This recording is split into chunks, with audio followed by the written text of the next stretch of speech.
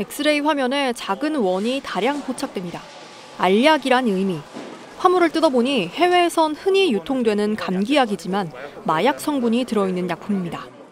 베트남에서 들어온 택배입니다. 라면도 있고 일반적인 물건처럼 보이는데 문제가 된 건 바로 이 감기약 때문이었습니다. 문제가 된 성분은 마약류인 덱스트로메토르판. 같은 성분의 이 미국 감기약도 현지에선 합법 판매되지만 국내에선 마약류로 분류합니다.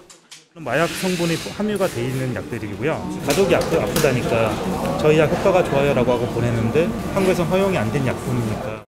마약류 의약품은 지난해 3만 7천여 그램이 세관에서 적발됐습니다. 4년 전보다 43배 늘었습니다. 감기약인 줄 알고 사왔다 세관에서 걸렸다는 경험담도 온라인에서 쉽게 찾아볼 수 있습니다.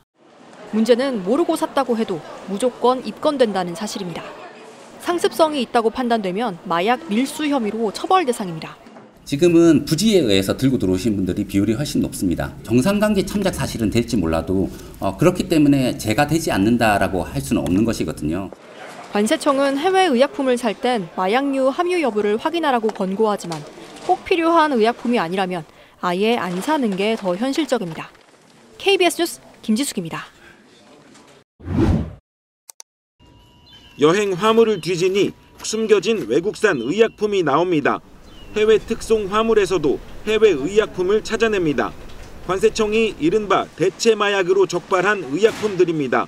해외에서는 합법 판매되는 의약품이지만 마약류를 다량 함유하고 있어 국내에서는 처방전이 없으면 구매할 수 없는 품종들입니다.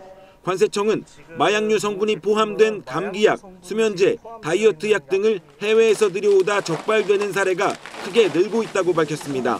해외 직구, 이사 화물, 해외여행자 휴대폰 등이 주요 반입 경로였습니다. 마약류 함유 불법 의약품 반입 사범은 2020년 19명에서 지난해 252명으로 13배가량 늘었습니다. 무게로는 지난해 37kg을 넘어 2020년보다 43배나 급증한 것으로 집계됐습니다. 특히 올해 들어서도 2월까지 65건 적발돼 지난해보다 4배 가까이 늘었습니다.